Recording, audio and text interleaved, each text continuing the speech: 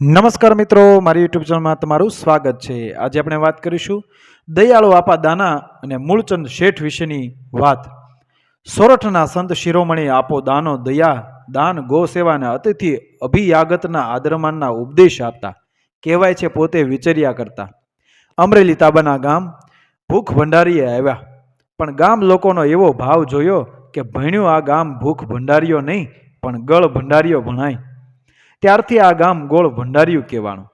ગોળની ઉપજ આવવા લાગી। અત્યારે પણ આ ગામ આબાદ છે। ત્યાંથી બરવાળા 22 ગામે આવ્યા। ત્યાં શેઠ મૂળચંદ દોશીની દુકાન। એણે મીઠો આવકાર આપ્યો, પણ બીજું કોઈ આવ્યું નહીં। ત્યારે શેઠે કહ્યું, બાપુ, આપ અહીંથી નજીક ધાનાણીના અમરાપુર ગામે પધારો। ત્યાં વાળા દરબારો, અમારું વેપારી ભાઈઓ ને પટેલો પણ બહુ જ ભાવનાવાળા છે, અને મારે ત્યાંના દરબારોનું કામદારું એટલે કે ખેતીનો વહીવટ છે। આપો કે ભણ્યું શેઠ, હું તો ભગત ભણાવું, જીસે ભાવ ભાળા ઈસે જા, માએ બીજો કાણું કામ છે। મૂળચંદ શેઠે દાન બાપુને પ્રથમ ગામના ચોરામાં બુંગણ પથરાવીને આપા દાનાની બેઠક કરી। ગામમાં ખબર પડી કે બરવાળેથી મૂળચંદ શેઠે ચલાળાના ભગત આપા દાનાની પધરામણી આપણા ચોરામાં કરી છે। ત્યાં તો ગામના ગલઢેરા, પટેલિયા, વેપારી, કારીગર, ઉભડ નર નારીઓ સૌ આપાને દર્શને આવ્યા। ગામના મોટેરાઓ આપા દાનાને પગમાં પાઘડિયું મેલી કહે છે, હે ધનેવ પીર, અમારા ગામ ઉપર દયા કરી। આપો દાનો કે, તમો પીર ભણતા હો તો ભલે, તમણો તેલિયો સુરપુરુષ વર્ગે દર્શને કરી લીધા પછી 80 વર્ષની યાગમાયા જેવી કાર ઓયો પણ પોતાના ઓઢણાના પાલવ પાથરી આપા ધતાનેળ પગે લાગે છે। આપાના પગ પાસે શ્રીફળ ને સાકરુના ઢગલા થયા છે। શ્રીફળો વધેરી સાકુ સહિત ઠાકરની પ્રસાદી વહેંચાય છે। આજે અમરાપુર ગામ પોતાનું દુઃખ વિશેષત ગયું છે, કારણ ગામમાં કોઈ જ માણસ એવું હતું કે જેને વાળા ન નીકળ્યું હોય। અગાઉ વાળાનો ભયંકર રોગ હતો। વાળાના રોગે ગામને હેરાન કરી દીધું હતું, ભરડો લીધો હતો। કોઈ ભૂલકાને આપો દાનો ખોળામાં બેસાડી સાકર ટોપરું ખવારે છે, પણ આપાએ ગામના માનવીઓ સામે જ્યાં નજર નોંધી ત્યાં તો કોઈને પડે। કોઈને હાથે લુગડાના પાટા વિટેલને માખીઓ બણબણે। કોઈ તો માંડ લાકડીનો ટેકો લઈ આપાના દર્શન માટે ચોરે આવ્યા છે। એટલે આ દ્રશ્ય જોઈ આપા દાનાનું દિલ દ્રવી ગયું ને બોલ્યા, ભણ્યું, આ બધાયને કાણું થયો છે। બાપુ, આ સૌને વાળા નીકળ્યા છે એટલે પીડાય છે। ઠાકર ઠાકર એવો દખ, વાળાના ગામમાં વાળાની પીડા એ કેવી વાત। એમ કહી પોતે ઊભા થયા, ચોરેથી નીચે ઉતર્યા। ગામ બહાર નીકળ્યા માણસો દાન બાપુની પાછળ પાછળ ચાલે છે। થતા આખા ગામનો જે પાણી શેરડો ત્યાં ચાલી, જે પગથિયાવાળી વાવ છે ત્યાં આવીને વાવની અંદર ઉતર્યા અને પાણી તપાસ્યું। ઉપર આવીને બોલ્યા, ભણ્યું, ખબર પડ્યું ગઈ, આ વાવની આજુબાજુ સારા નરસા લુગડા ધોવાય છે, યાની ધોઈને વાવમાં જાય છે। વળી કાદવ કચરાવાળા પગ લઈ પાણી ભરવાવાળા યામાં પગ બોળે, કોઈ વળી યામાં કોગળા કરે, એ ગોબરબાઈ ભણાય, એ કંઈ ચાલે। ગામ લોકો કહે, અરે બાપુ, આ વાવ કાળ દુકાળનો પિયાવો છે, આખા ગામનું પાણીયારું ભૂરી દઈએ તો પાણીનું શું થાય। આપો દાનો કે, ભણ્યું, હાલો તળ તપાસીએ, બીજી વાવ ગાળીએ, આગળ આપો। પાછળ ગામલોક એમ કરતા એક સુકાઈ ગયેલા તળાવડીમાં સૌ આવ્યા, અને એક ઠેકાણે આપા દાનાએ પોતાની લાકડી ઠપકારીને બોલ્યા, એ જાવ, આસે સેંજળ નીર ભર્યા છે, ગાળો નવાણ, ધરતી માતા દયા કરશે। ઠાકર મહેનત કરે ઇસે દેતો છે નમાલા નહીં, જોજો જમનાજી આવશે એમ કહી આપો દાનો ત્યાં જ બેસી ગયા। ગામ લોહી કહે, ત્યાં એક ઝૂંપડી બાંધી આપો, ત્યાં રોકાણા। દાન બાપુની દોરવણી નીચે લોકો માંડ્યા કૂવો ગાળવા। ગાળતા ગાળતા 10 હાથ કૂવો ઊંડો ગયો હશે ત્યાં એક મૂર્તિ નીકળી। આ મૂર્તિ બહાર લાવીને આપા દાના પાસે લાવ્યા, એટલે આપાએ મૂર્તિ સામા હાથ જોડ્યા અને બોલ્યા, ઓય તવ્યોનો જાણો, જમનાજી આવા। એટલે ત્યારે હવે જમનાજી આવ્યા। અખૂટ પાણી થાહે, આ માતાજી કનૈયાની ગોપી ભણાય, એટલે કે યમુના મહારાણી। વાવનું નામ પણ ગોપી વાવ કહેવાય। આ ગોપી વાવના પાણી પીને માનવી એટલે કે બળુકા જોરાવર થાહે।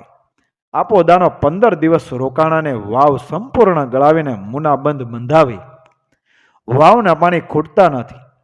આપાએ રોગિષ્ટ પાણીવાળી વાવ સંપૂર્ણ ભુરાવી દીધેલ અને જે મૂર્તિ ગોપી વાવમાંથી નીકળી એની પ્રતિષ્ઠા દાન બાપુના હસ્તક મળથી ગામ લોકોએ કરાવી. આ મૂર્તિ વાઘેશ્વરી દેવીની છે.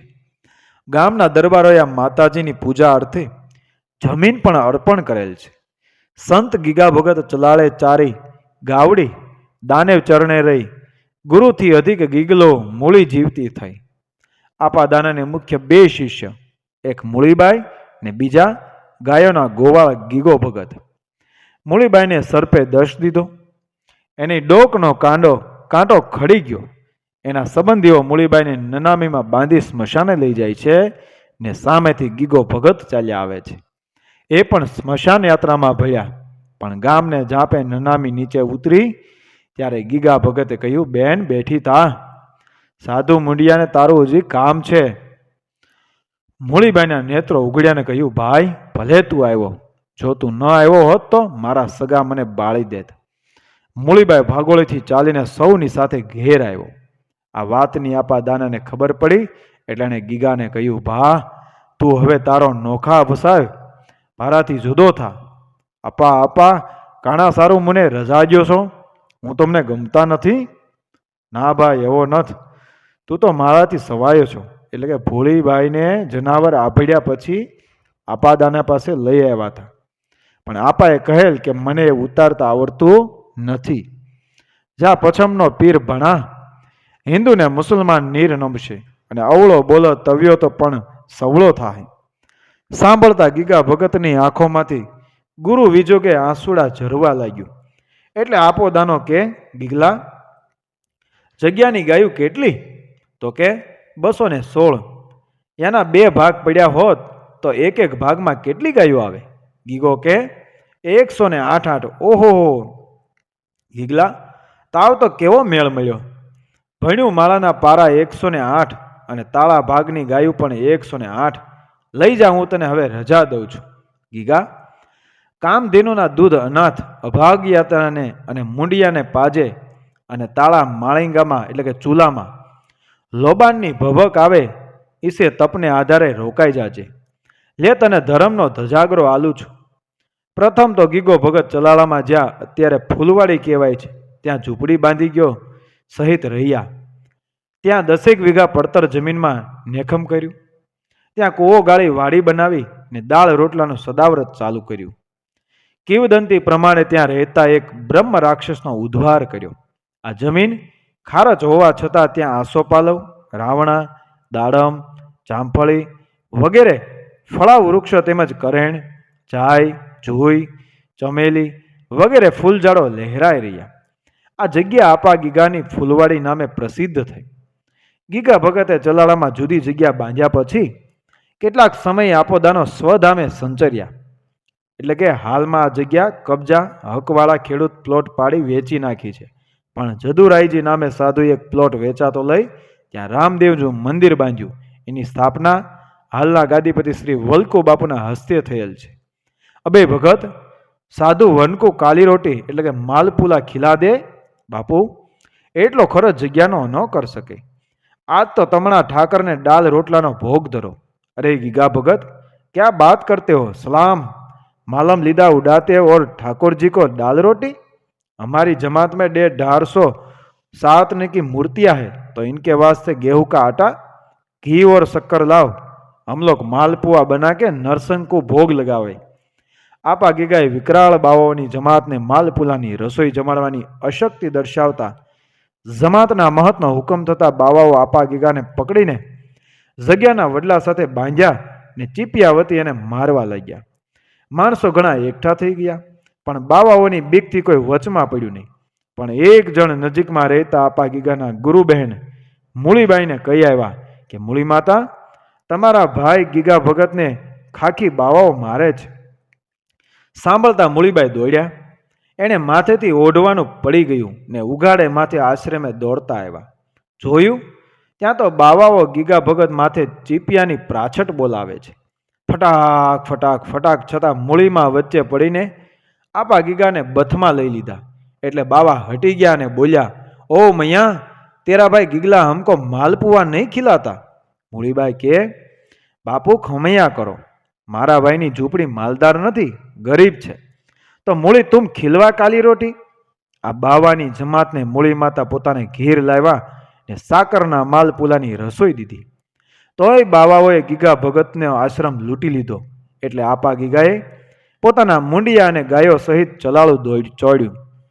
મરદાને બેઠા કરનાર સંત ગીગો ભગત સાધુઓના ચીપિયાના માર સહન કરી પોતાનો આશ્રમ લૂંટાવા દઈ ચલાળા છોડીને ચાલી નીકળે છે.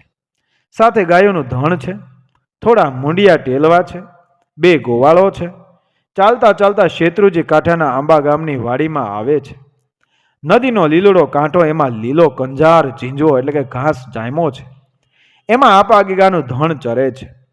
નદીના વહેતા નિર્મળ ગંગાજી જેવા નીરમાં આપો ગીગોને ગોવાળિયા સાધુડા નાય છે. બહોળા પાણીમાં ગોવાળિયાને સાધુડા નાવામાં ગુલતાન બન્યા ને આપો ગીગો વહેણના કાંઠે વેકરામાં બેસી ઠાકરની માળા કરે છે. ત્યાં બરાબર નદીને કાંઠે જ આંબા ગામના ક્યાડા શાખના કણબીની વાડી. આ વાડીમાં 4 વીઘાનો આ ખેડૂતનો વાડ હજી ઉગીને ઊભો થયો છે. વાદળી જાયવાળા લીલા શેરડીના જોરદાર કૂપળા ગાંઠે ગાંઠો ફૂટવા છે. આવા વાડમાં આપા ગીગા અને ગાયોના ગોવાળનું ધ્યાન ન રહેતા ગાયો આ ખેડૂતના વાડમાં પેસી ગઈ, ચરવા માંડી. દીકરાના પાડના શેરડીના વાડમાં ગાયોને ચરતી જોઈ વાડીવાળ કણબીનો પિત્તો ગયો.